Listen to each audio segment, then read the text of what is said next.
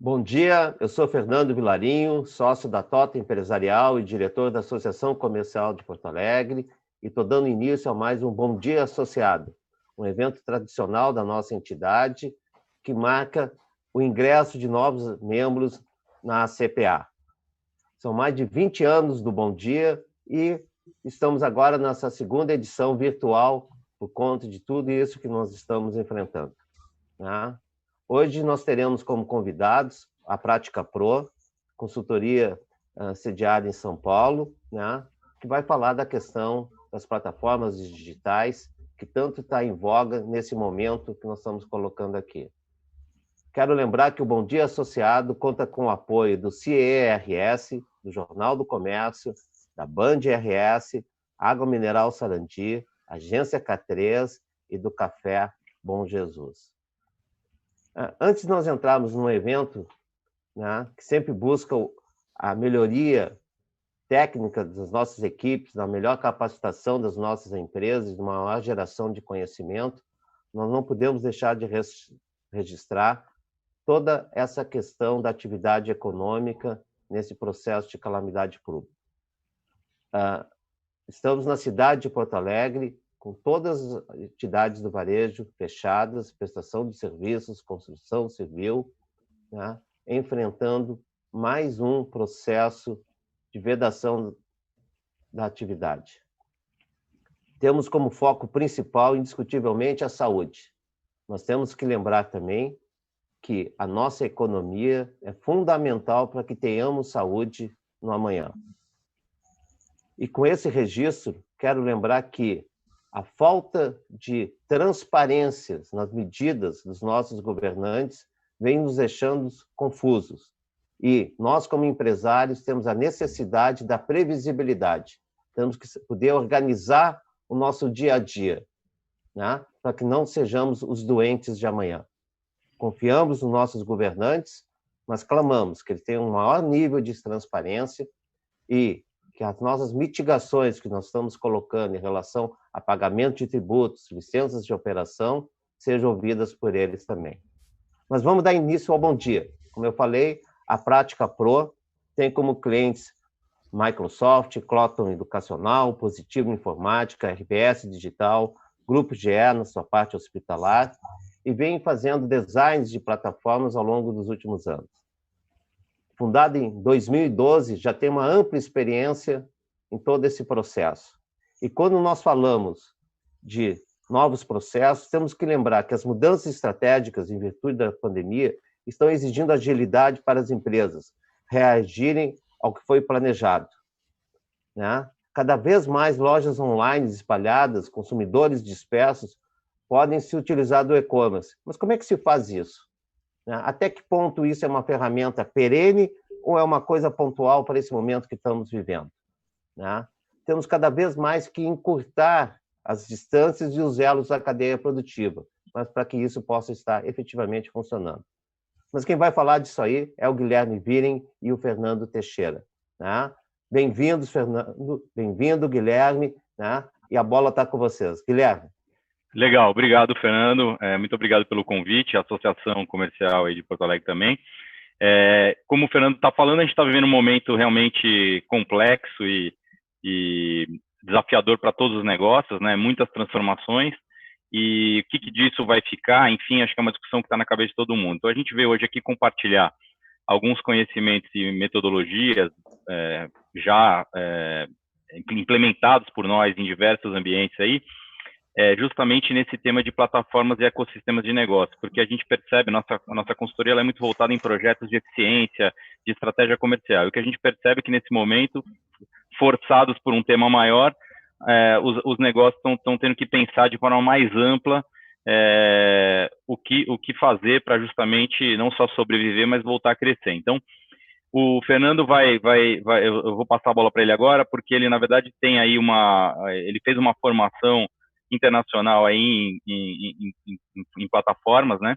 E acho que uma coisa importante é a gente pensar que plataforma, sim, acaba estando muito ligado à tecnologia, à digitalização de tudo, né? Porque isso é uma tendência óbvia e que fica para sempre, mas a gente tem que pensar de maneira muito ampla, porque também corre-se o risco de pensar, pô, mas isso aqui vamos pensar em plataformas globais, e aí a gente começa a entender que isso parece, dependendo do nosso negócio, do tamanho da nossa empresa, isso não é para a gente. Um pouco do que a gente quer desmistificar aqui já de largada e dizer para vocês que as histórias que a gente vai contar, as histórias reais de negócio, os exemplos, e um pouco de metodologia no sentido de como colocar isso em prática, tem a ver com qualquer tamanho de negócio, e vocês vão ver exemplos muito interessantes que até não tem tanto a ver só com tecnologia. Então,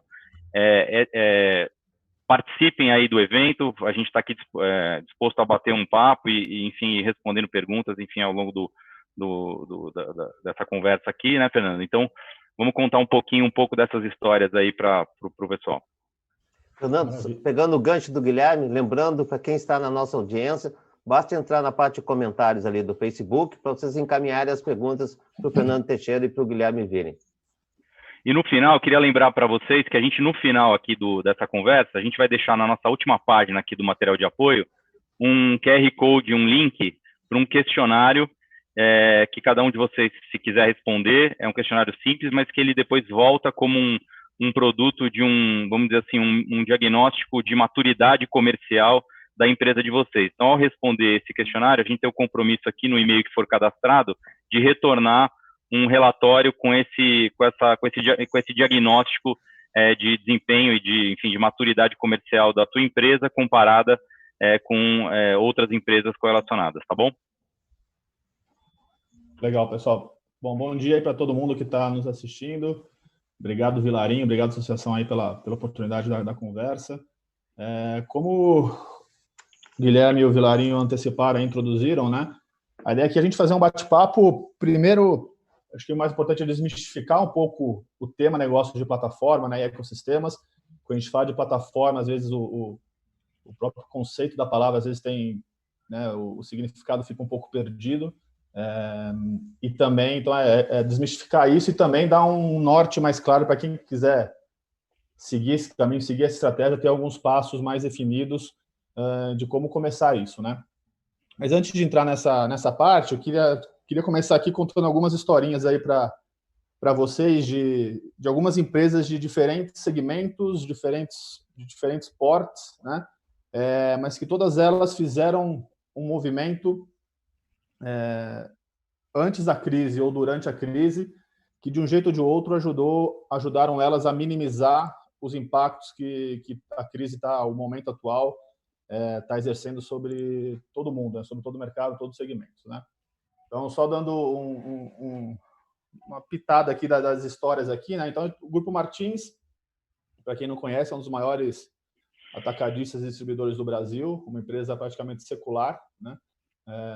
E ano passado eles criaram um marketplace, onde nesse site, né, que é um site online, eles fazem as vendas dos produtos deles, mas também fazem a venda de produtos de outros distribuidores, teoricamente concorrentes deles, dentro do site deles, né? E vamos falar um pouquinho mais disso lá para frente. A gente tem um exemplo da Nike e da Nestlé, né? A Nike já vem há algum tempo fazendo isso, a Nestlé começou mais fortemente na época agora da crise mesmo, mas basicamente essas duas empresas olharam para uma parte significativa dos clientes dela e perguntaram, né, como é que os meus clientes usam os meus produtos, né? A Nike viu já há algum tempo que grande parte das pessoas compram tênis da Nike para correr, né? Então, começou a criar em torno da corrida e das pessoas que têm o hábito de correr uma comunidade, né, que hoje envolve uma plataforma de tecnologia, envolve aplicativos, além do mundo da venda transacional de tênis, né, de pensar de canais de vendas para tênis, né? A Nestlé olhou para os seus consumidores e viu que uma grande parte dos consumidores dela usam seus produtos para fazer bolo, e uma grande parte delas para fazer bolo de maneira profissional, né? As boleiras, que vendem bolos de maneira venda pessoal ou através de alguém, assim, umas vendas mais informais, mas que dependem muito do produto dela, da venda de bolo para acontecer. E elas começaram a Nestlé começou uma iniciativa recente que chama o Vende Bolo, que é um site onde ela conecta pessoas que fazem bolo, as boleiras, com pessoas comprando bolo, né? E para as boleiras cadastradas no site Vende Bolo, elas dão descontos exclusivos nos produtos Nestlé, né? A Mars Pet Care, para quem não conhece, é uma das gigantes do mundo de ração animal, é a dona das marcas Purina, Royal Canin. Eles têm como propósito melhorar a vida de pets, não é vender ração, né? Então, o que eles fazem? Hoje eles têm um programa de inovação dentro da empresa, onde eles conectam investidores com empreendedores de novas soluções e alimentos e produtos para pets, para desenvolver esses novos produtos, né?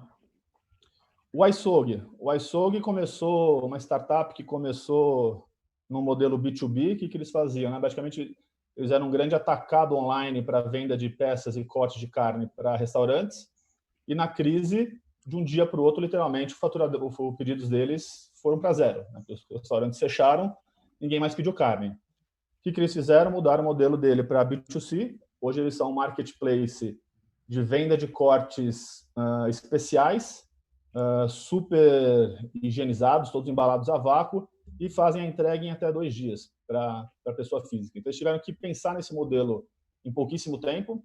Esse modelo, na verdade, está se mostrando super vencedor, tanto é que eles estão indo já para o modelo de dark açougues, né? Do mesmo jeito que os aplicativos de comida estão fazendo os dark kitchens, né? Que são centros de distribuição fechados, como se fossem lojas fechadas, para você melhorar a sua distribuição, ter uma distribuição mais rápida. E aí a gente tem um outro exemplo aqui, uma outra interação que está acontecendo, que aí já envolve players gigantes no mercado, né? O McDonald's recentemente anunciou a sua parceria com a Americanas, com o marketplace da Americanas, com a B2W. Ou seja, qualquer pessoa agora pode fazer pedidos do McDonald's através do marketplace da Americanas. E, por sinal, esse pedido vai ser entregue por uma outra plataforma, que é a Delivery Center, que já está dentro da Americanas, né? O que a gente quer mostrar com tudo isso aqui, pessoal? Que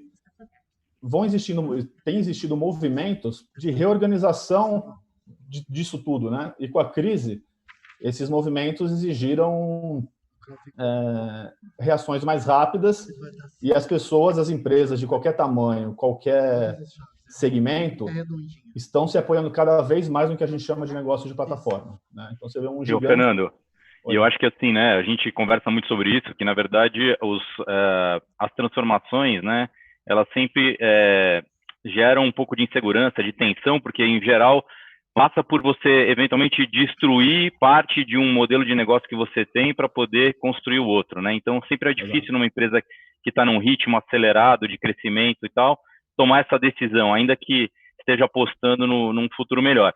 A crise, dessa forma, olhando dessa forma, e aí para todos nós, né? Nós também na consultoria estamos também fazendo um movimento parecido aqui com isso, passa a ser uma oportunidade, porque a gente, enfim, o impacto já veio e a gente precisa acelerar e tomar essa ação mais rápida, né? Acho que esse é o convite para todo mundo refletir a partir da sequência aqui da nossa conversa, para já ir pensando que sim, isso é para todos nós, né? Isso. Eu acho que o ponto aqui é que a gente vê esses movimentos mostram que o tabuleiro está sendo reorganizado, né?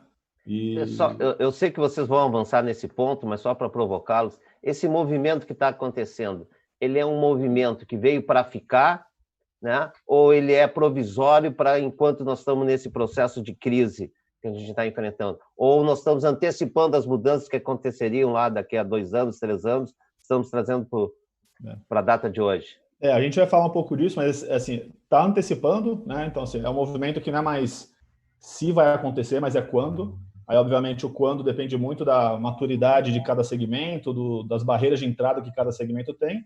Mas o que a gente vê acontecendo, todos estão passando por algum tipo de transformação, e o Covid só fez antecipar isso, né? Acelerar isso, né? Então, mudanças que aconteceram em 10 anos, aconteceram em 10 meses e assim por diante. Mas então isso aqui está sendo reorganizado, e o que a gente vê, olhando crises passadas, né? Os modelos que sobrevivem às crises são os que ditam como as coisas vão funcionar, né? E isso aqui é talvez um grande indício de como as coisas vão funcionar daqui para frente, independente do que a gente encontre pela frente, né? Isso ainda é a grande questão, né? Mas então, seguindo, pessoal, dado essas histórias, quando a gente fala de plataformas, né? Primeiro que eu queria perguntar para vocês, e aí cada um faz a reflexão, o que vocês acham que existe em comum entre uma feira de rua e o Airbnb, por exemplo, né? O Airbnb é a plataforma de locação de quartos, dormitórios, né? O que vocês acham que poderia ter em comum entre esses dois negócios, né? Eu acho que existe um só, e que é o que conecta eles, na verdade, é que tanto a feira como o Airbnb, eles conectam produtores de algum valor com consumidores desse valor, né? Então, uma feira, Ele reúne, ele facilita as interações entre os feirantes, produzindo seus produtos e vendendo, com pessoas que querem consumir esses produtos. O Airbnb conecta através de um ambiente digital, né? Não é um ambiente físico, mas um ambiente digital, pessoas que têm um espaço na sua casa para alugar, com pessoas que estão procurando um espaço para ficar. Então, na verdade, essa é a essência do negócio de plataforma, né? O negócio de plataforma cria um ambiente para que as interações entre produtores e consumidores, de qualquer que seja a unidade de valor em si, tenham essas transações facilitadas, né? E aí, o grande desafio de todo o negócio de plataforma é fazer com que essas interações realmente sejam escaláveis e facilitadas.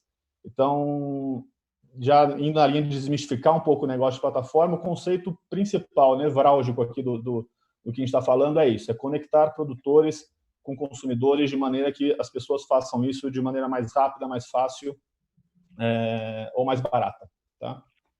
E aí a gente pode pensar em exemplos de startup como o Airbnb, mas quando a gente olha para o nosso dia a dia, esse negócio de plataforma já nos cercam faz um tempo, né? Quando a gente pensa até na própria origem da palavra plataforma, né? Plataforma vem da origem de uma superfície horizontal de apoio, né? Um plano horizontal de apoio, daí que vem a origem da palavra plataforma, né? E, na verdade, é isso que ela faz mesmo, né? Quando você pensa em uma plataforma de embarque de trem, é um plano horizontal para facilitar que passageiros e empresas, companhias de trem, consigam fazer essa troca, essa interação de uma maneira mais fácil, mais otimizada. Um cartão de crédito é uma plataforma que facilita a vida de varejistas e consumidores finais para pagamento. Um shopping center, no mesmo modelo de feira da rua, é um grande marketplace físico, né? Você cria um ambiente onde você facilita as trocas entre lojistas e consumidores. E aí você pluga em volta disso outros itens de conveniência que melhora essa coordenação. Um estacionamento, uma praça de alimentação, perto de um ponto de ônibus, de uma linha do metrô, tudo para facilitar com que essa interação ocorra, né? E esse é o grande conceito que vai permear toda a conversa aqui e qualquer negócio de plataforma, seja ele 100% digital ou offline e online, né? 100% offline não existe mais, né? Mas não necessariamente negócio de plataforma tem que ser 100% digital. E acho que essa é a primeira grande mensagem aqui, quando a gente fala de plataforma, não estamos falando de tecnologia. A tecnologia permeia a discussão, mas o conceito não está envolvido em algum tipo de tecnologia específico. Mas aí, ok, dado isso, né, a gente poderia se perguntar por que uma empresa deveria pensar com uma plataforma, né? Tem um primeiro grande ponto que é a forma de se gerar valor vem mudando, né? Quando a gente pensa em qualquer empresa aí da era industrial, digamos assim, né? Tanto seja produtos físicos ou serviços, segue basicamente uma linha de você trabalhar, melhorar ou transformar insumos, empurrar isso para um consumo massificado de alguém no final desse processo, né? Então, isso acontece com qualquer cadeia de valor que a gente vê.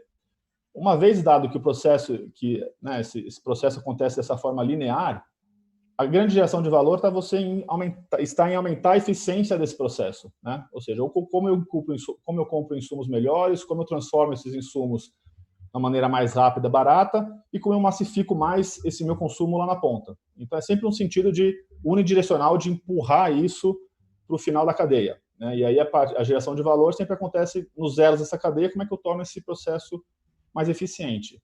E mesmo que a gente fala de omnichannel, multicanalidade, né, que são palavras aí da moda já há alguns anos e que o conceito é correto, mas mesmo assim, quando a gente fala disso, ainda assim estamos falando de um processo onde você está empurrando coisas para um consumidor final, para um elo da cadeia final, né? O que você está fazendo aqui, criar mais canais, você está criando mais pontos de encontro do seu processo com o consumidor final, mas você segue o movimento de empurrar o produto, o serviço para um elo final dessa cadeia, né? E o que a gente vê acontecendo, lembra que eu falei que plataformas se caracterizam por conectar produtores com consumidores, né?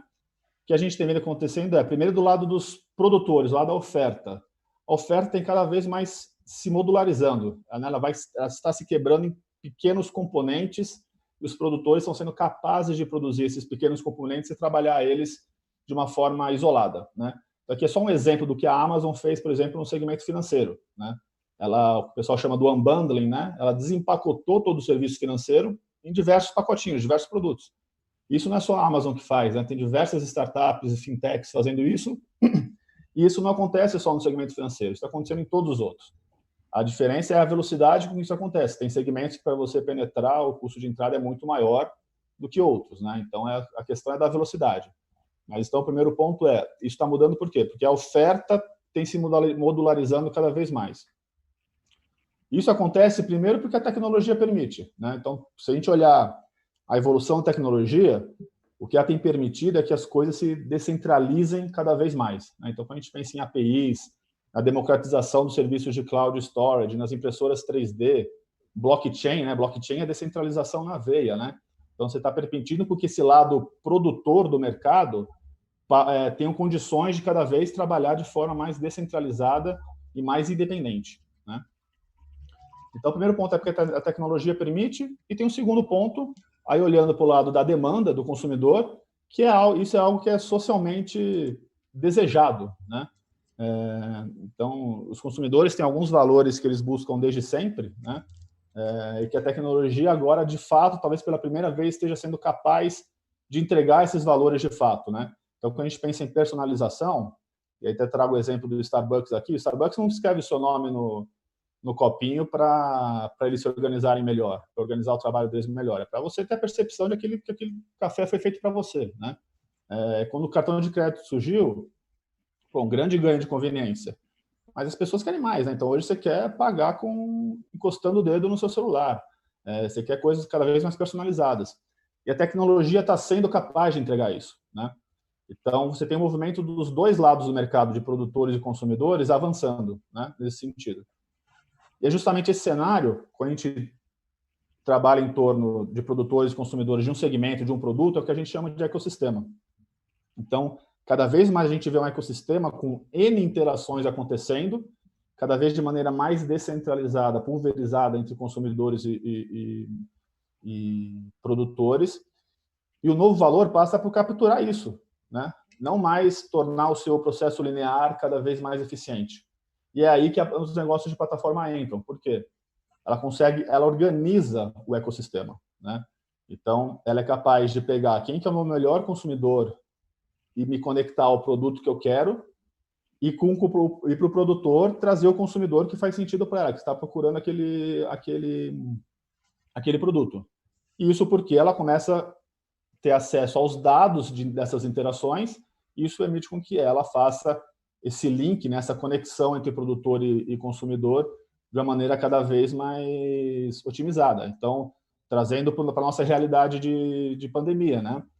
De março a maio, pelos números que saíram, foram criados mais de 110 mil lojas virtuais novas, mais novas, 110 mil lojas de e-commerce em 3 meses, né? Isso do lado da oferta. Se a gente pensar do lado do consumo, o e-commerce vem crescendo aí a taxa de 50%, 60% ao mês, né? Então, quando a gente olha esse ecossistema aqui do lado esquerdo, né, tem gente aqui comprando a carne do açougue ali, né? Hoje de maneira desestruturada. Tem o McDonald's fazendo suas entregas aí dentro. E tem as boleiras do Vende-Bolo criando as suas lojinhas lá. A questão é quantos outros segmentos, outros produtos, outros nichos estão desorquestrados ainda, né? E o número é que isso vai ser cada vez maior, né? Então, e dados voando soltos por aí de comportamento de compra das pessoas, né? Então, é como se fosse a tempestade perfeita hoje para quem quer organizar isso, né? Orquestrar um ecossistema. E outra vantagem, por que negócios de plataforma tendem a ser mais sustentáveis, né? É uma questão de custo de coordenação, né? Ou seja, para uma plataforma, para alguém que quer entrar nesse modelo, é infinitivamente mais barato, né? Menos custoso. Você permitir que um produtor e um consumidor entre na sua plataforma, você habilitar essa interação dentro da sua plataforma, do que você realizar ela de ponta a ponta, né? Então, quando a Magazine Luiza decidiu fazer o marketplace dela, é pensando nisso, né? Em vez ela fazer uma transação de um cliente no interior do estado de Goiás que quer um produto de festa infantil para a filha dele. Ela botou um produtor de Goiás que faz isso e permite que essa interação aconteça dentro da plataforma dela, né? Por mais que ela não capture todo esse valor, ela captura parte desse valor e fica ainda de sobra com os dados desse comportamento de compra que aconteceu. E nesse negócio, né, Fernando, passou a ser um negócio de intermediação, né? Mais do que de comprar e vender, que era a vocação original dela, né? Enfim. Perfeito. Então, tem a questão de custo de coordenação e uma questão, isso permite escala, né? Isso aqui foi até um tweet que ficou famoso do co-founder do Airbnb. Ele faz uma brincadeira aqui, né, dizendo que o Marriott, a rede de hotéis, quer adicionar 30 mil quartos no próximo ano. E ele falou que vai adicionar isso nas próximas 2 semanas. Mas por que ele pode fazer isso? Porque não é ele que detém os quartos, né? Ele joga para o ecossistema produzir isso para ele. E é só uma questão do quanto ele quer abrir ou fechar a torneira dos produtores. Eu quero ter 30 mil quartos em 2 semanas, eu abro mais a minha torneira de produtores dentro da minha plataforma. Quero fechar, aperto mais a torneira. E isso tem algumas implicações, alguns cuidados que a gente vai falar um pouco mais para frente. Mas o ativo não está com ele, né? Então, por isso que ele pode fazer isso, por isso que ele pode dizer isso, né? E isso é um pouco dos preceitos, do conceito de um negócio de plataforma. Então, pessoal, tentando resumir tudo que eu falei até agora, né? A gente tem 2 grandes movimentos, um de modularização da oferta e outro de pulverização de consumo, que as plataformas hoje é o modelo mais capaz de capturar esse movimento, né? Juntando uma questão de gerar escalabilidade com menores custos de coordenação. Aí volto no exemplo do case do Martins, que eu acho que é bem emblemático, né? O Martins a gente pode considerar um mastodonte aí em termos de porte físico, de presença, né? Como falei, é uma empresa baseada em ativos muito pesados, né? Tanto em vendedores como em frota e tudo mais. Mesmo assim, eles resolveram criar um marketplace onde ele conecta justamente os clientes deles com fornecedores, outros distribuidores, inclusive concorrentes deles, né?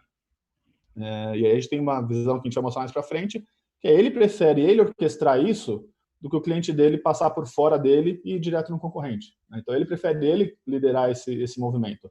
E hoje o marketplace do Martins já é um negócio, uma linha super relevante dentro do negócio deles. Mas aí tudo bem, né, pessoal? Ainda continua a pergunta. Se vocês entenderam o que é um negócio de plataforma, entenderam por que é isso importante, o próximo passo é, ok, mas por onde eu começo, né? O que a gente faz a partir de agora? E aí a gente trabalha, na prática, a gente trabalha com a construção dessa jornada, né? Construir a plataforma é uma jornada, né? Não um projeto, né? É uma construção que nunca termina e você sempre está melhorando ela. Mas tem um conceito que a gente chama de design estratégico, que eu diria que é o pavimento de qualquer plataforma, qualquer negócio de plataforma. E por que é um pavimento? Porque é aqui que você modela as interações que vão acontecer, né? Lembra que eu falei da importância de você conectar produtores e consumidores? Isso acontece através de interações, né? Então, interações é o coração de qualquer plataforma. E ela tem que estar muito bem desenhada, né, da maneira que ela consiga ser escalável. E isso você endereça no design estratégico. Então, o design tem como papel reduzir o custo de coordenação e gerar a conveniência que as pessoas buscam dentro de uma plataforma. E aí a gente segue um preceito aí de uma interação tem que ter os 4 Cs, né, para ela ser escalável, né? Ela tem que ser muito fácil de ser criada, né, porque é o produtor dentro da plataforma. Ela tem que ser curada, né? Você tem que garantir que ela é uma interação de qualidade, que o valor feito ali, criado pelo produtor, é de qualidade, e isso é um papel da plataforma garantir isso, essa curadoria, e também dos próprios consumidores fazerem essa curadoria. Por isso a importância dos reviews nas plataformas. Praticamente hoje, todo marketplace que você tem um review para fazer, né? E é onde as pessoas se baseiam. É a curadoria feita pelos próprios consumidores da plataforma. A partir daí, a interação tem que ser customizada, ou seja, eu preciso entregar aquela unidade de valor para o consumidor certo, né? Se a Amazon, qualquer uma, me entregar uma indicação errada de um produto, eu não vou comprar, né? Tem que ser customizado para mim. E eu tenho que ser capaz de consumir essa interação dentro da plataforma. E essa linha, né? Lembra que a gente fala que plataformas são horizontais, né? Tem que ter o mínimo de atrito possível ao longo desses 4 Cs, né? Esse é o grande desafio. Como é que eu minimizo o atrito na criação, na curadoria, na customização e no consumo dessa interação, né?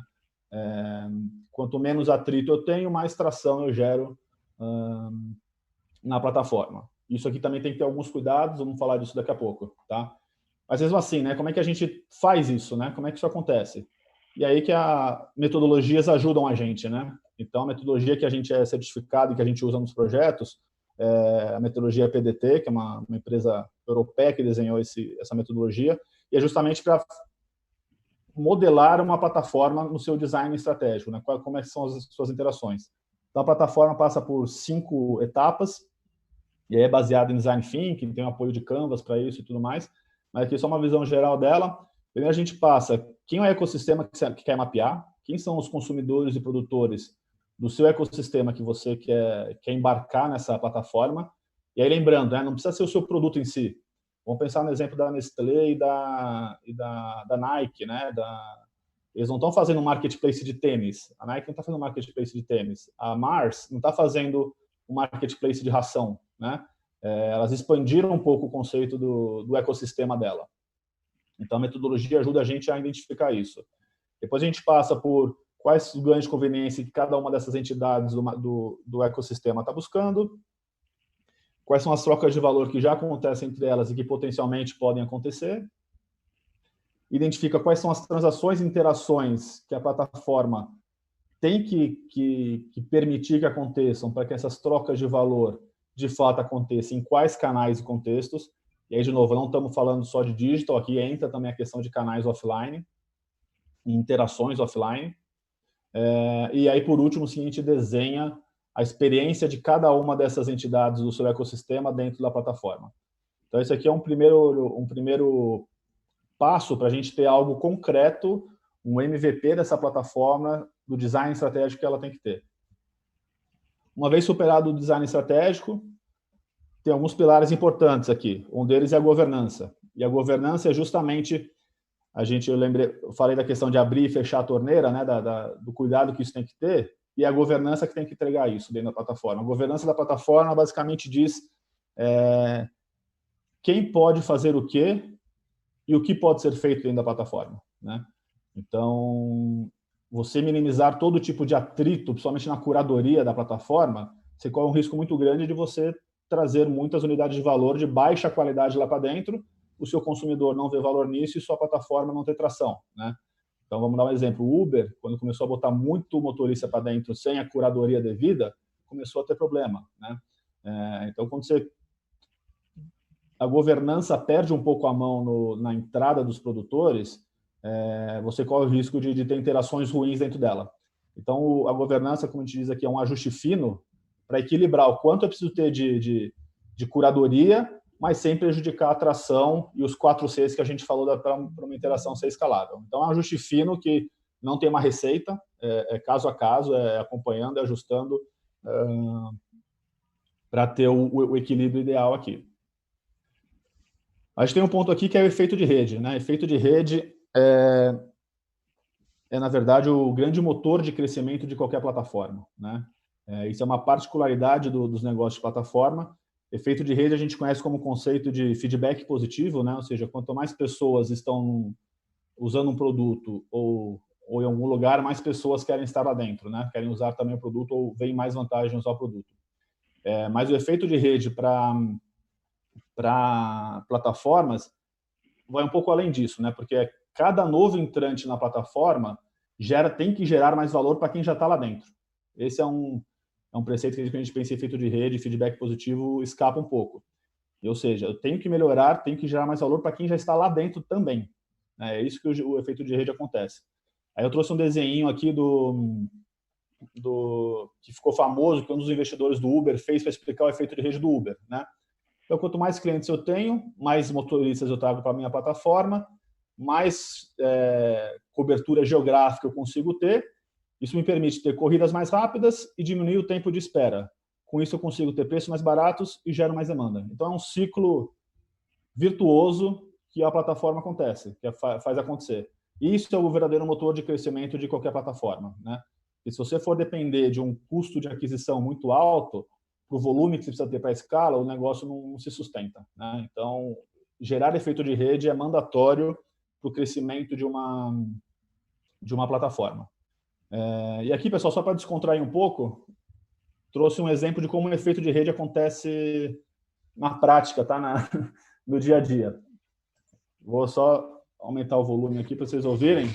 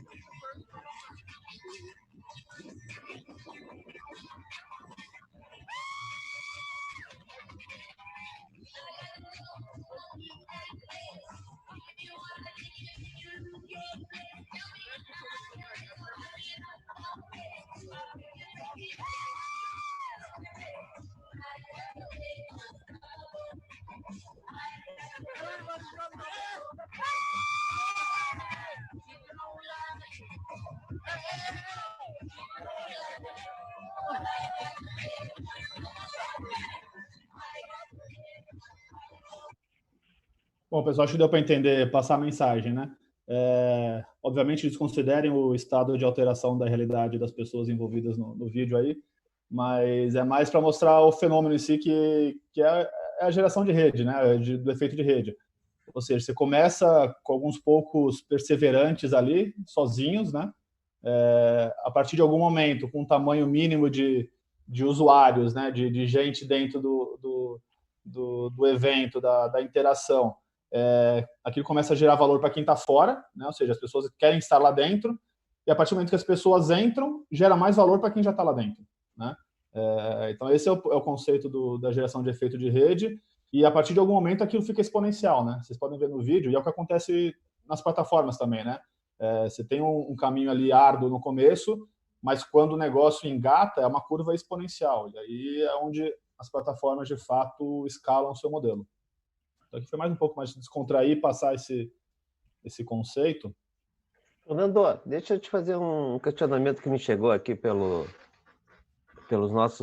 nossa audiência, que é o seguinte: nesse momento que está todo mundo tentando se localizar, tentar identificar algum espaço para atuar, a questão da governança não perde um pouco de força?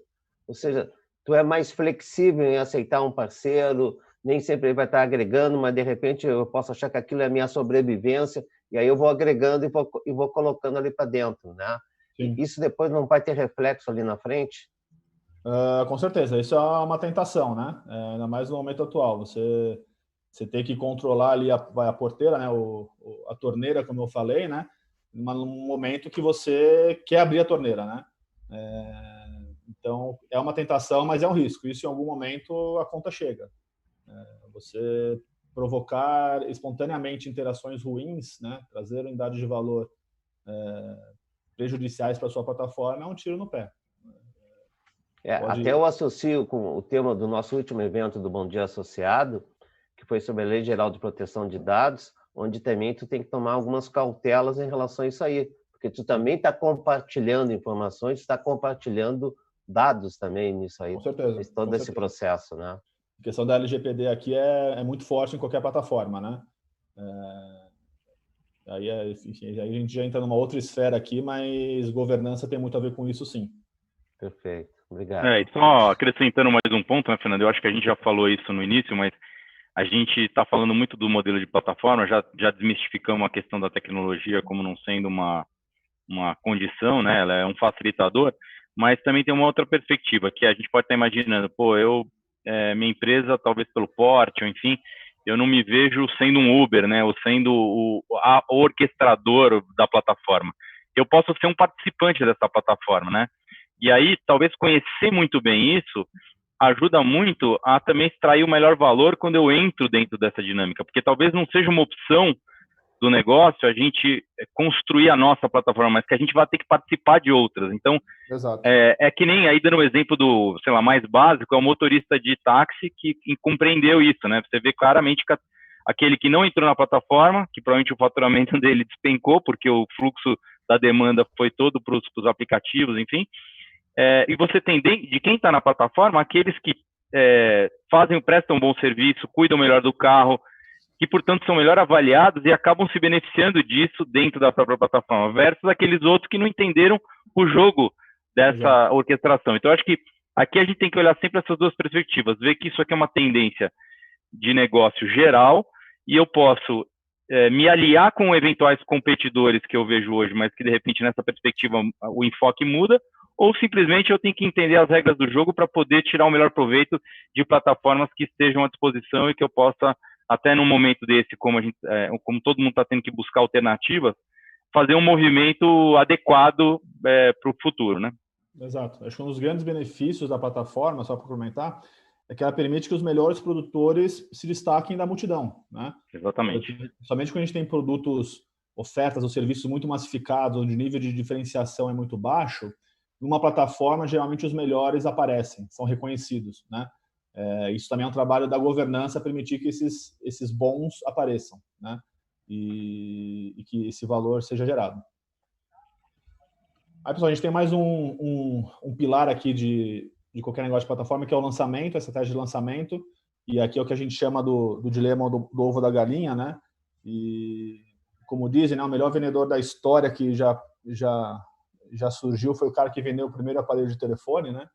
E você imagina a situação do cara ter que chegar para alguém e falar, olha, tem um aparelho aqui super legal, agora você pode falar com alguém em tempo real que esteja a quilômetros, centenas de metros de você. Aí, pô, que legal, né? Mas para quem eu posso ligar agora? Não, agora para ninguém, só você tem esse aparelho. Então, é um produto que só faz sentido se muita gente está usando. E é por isso a questão se conecta muito com a questão do efeito de rede que a gente falou. A pior coisa que pode acontecer numa plataforma, o que não pode acontecer, né, é você só ter produtores e não ter consumidor, e você só ter consumidor e não ter produtor, né? Geralmente um desses dois lados não volta mais para a sua plataforma. E o grande desafio é, ok, para ter um, preciso ter o outro, mas como é que eu tenho os dois ao mesmo tempo, então, né? Que é o que a gente chama do dilema do ovo da galinha. E aí existem algumas abordagens, algumas estratégias para começar esse movimento de lançamento. Uma vantagem que as empresas, digamos assim, tradicionais, né, quando decidem para uma plataforma, tem de vantagem, é que geralmente ela já tem um dos dois lados, né?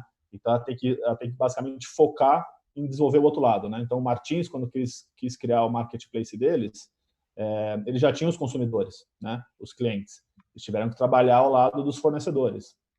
Uma startup que já nasce com uma plataforma tem um desafio muito maior porque ela tem que construir os dois lados do zero, né? Mas isso é um tema crítico aí para qualquer desenvolvimento de plataforma. E o último tema que é a monetização, que é a grande pergunta, né? Afinal, como é que eu faço dinheiro com isso?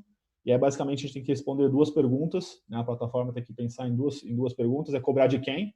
Aí eu posso cobrar do consumidor, do produtor, ou ir para o modelo de cobrar de um anunciante, ou uma combinação disso. E cobrar pelo quê? Né? Eu vou cobrar pelo acesso, eu vou cobrar por uma interação bem-sucedida, né?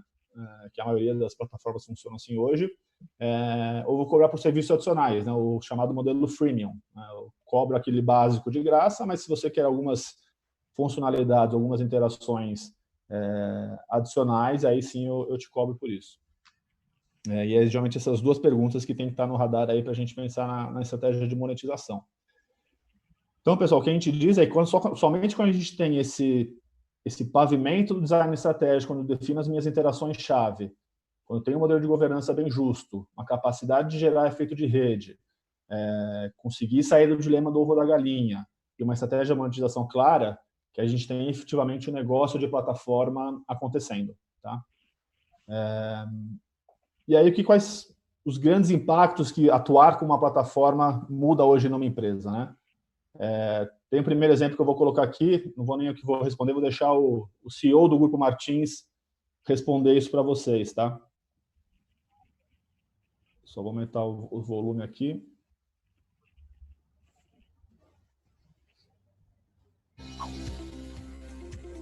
Recentemente, o CEO do Grupo Martins, Flávio Martins, deu uma entrevista que nós reproduzimos no portal New Trade. Ele diz: a crise foi boa para nós. Vou perguntar para ele: a crise foi boa mesmo? Foi sim. A gente não gosta de crise, é claro, mas como nós somos bem estruturados e temos operações por todo o Brasil, a crise não chega a ser um problema grave. Sofremos, não tenho dúvida, mas tenho certeza que saímos fortalecidos, porque dada a nossa estrutura, dada a nossa capilaridade nacional, presença nacional e a diferença da economia em cada ponto do Brasil, isso a gente capturou valor com isso. E além disso, colocamos nosso marketplace para funcionar, que tem sido um fator bastante importante para que a gente possa navegar nessas águas turbulentas que, a meu ver, estão começando a passar. Tem coisa boa por aí. Em abril, você me contou em primeira mão que vocês iam entrar em FLV, flores, verduras e frutas, e legumes. Conseguiram. Eu já sei que estão aí. Conta um pouquinho como é que está consolidado. Foi assim, não era que a gente ia entrar diretamente, era através do nosso marketplace. E já fizemos aqui no estado de São Paulo, dentro da grande São Paulo, no nosso marketplace já tem.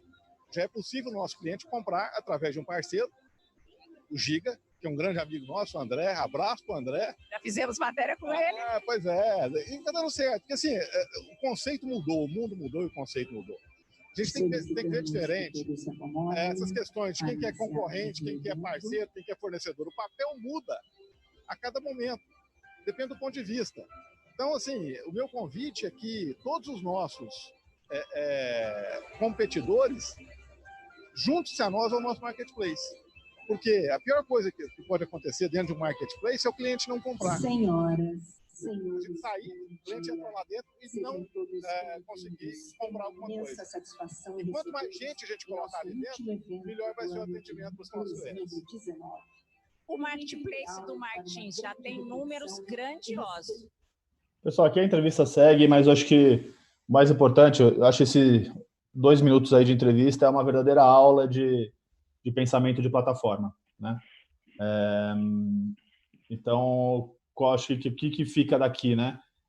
Você viu que ele comenta que o Martins entrou no segmento de LFV, né? De frutas, verduras e legumes, se não me engano, de um dia, literalmente de um dia para o outro, né? E fazendo como? Simplesmente habilitando um novo produtor dentro do marketplace dele. E quem que é esse produtor? É o Giga Atacadista, que é um dos maiores concorrentes do Martins, né? Então, e qual que é a visão dele? Putz, eu prefiro que eu tenha o Giga dentro do meu marketplace, que eu entre nesse segmento de uma maneira rápida e sem custo, do que eu ter um cliente que venha no meu marketplace, não ache esses produtos e vai procurar esse produto ou faça essa interação fora do meu ecossistema, né? Então, para mim, isso aqui é uma aula de pensamento de plataforma e não é à toa que o Martins está seguindo super bem nesse caminho. Você pode falar esses números, parceiros? Então, acho que a principal disruptura aqui é, de cara, você enxergar a concorrência de um outro jeito, tá? Fernando e Guilherme, uma pergunta que está sendo aqui feita por mais de um amigo nosso é, em termos de valores de investimento para estruturar uma plataforma, né? Nós estamos falando de que montante, que ordem de grandeza nós estamos falando para estar pensando numa plataforma, ou conforme o valor se associar a uma plataforma já existente, como o exemplo que tu deste aí do Martins também, né?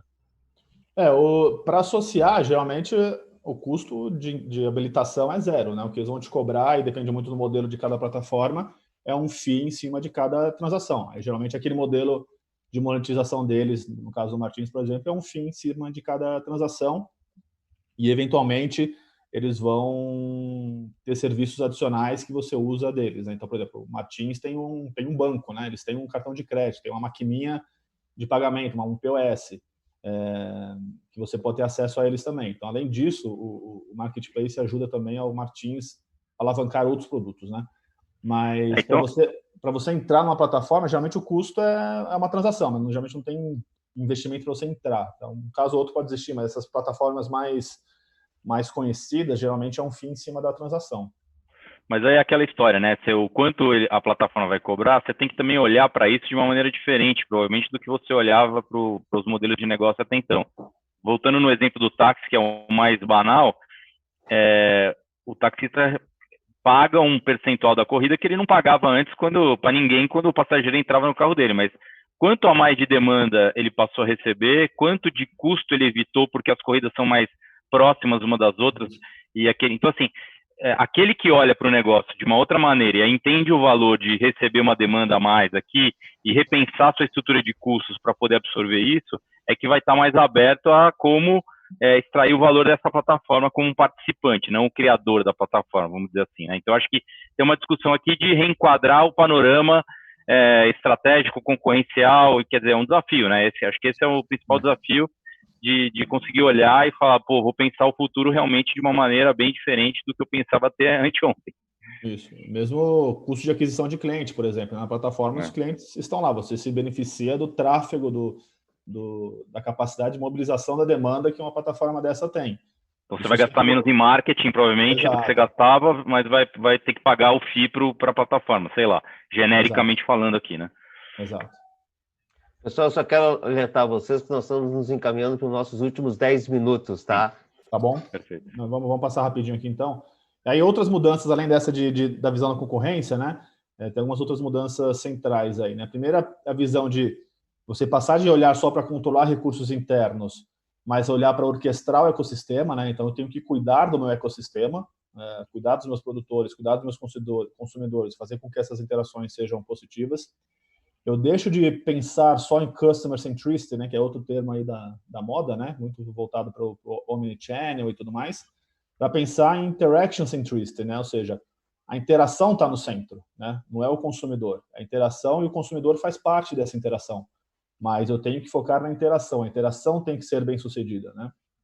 E eu tenho que parar de pensar só em ganhos de escala e eficiência para pensar em como eu gero efeito de rede. Como a gente viu, efeito de rede é o motor de crescimento de qualquer plataforma, né?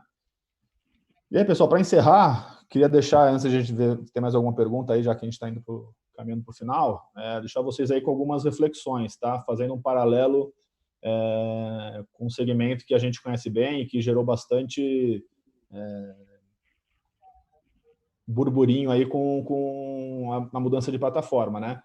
Quando a gente olha o ecossistema de táxis, né, num passado aí talvez não muito recente, mas basicamente a gente tinha carros, né, um ecossistema totalmente desorquestrado, desorganizado, né?